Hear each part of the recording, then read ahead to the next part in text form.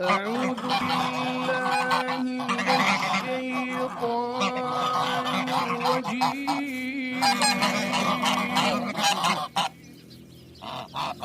بسم الله الرحمن الرحيم.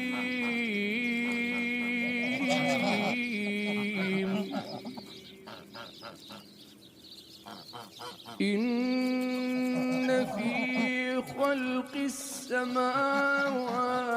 والأرض واختلاف الليل والنهار لآيات لأولي الألباب.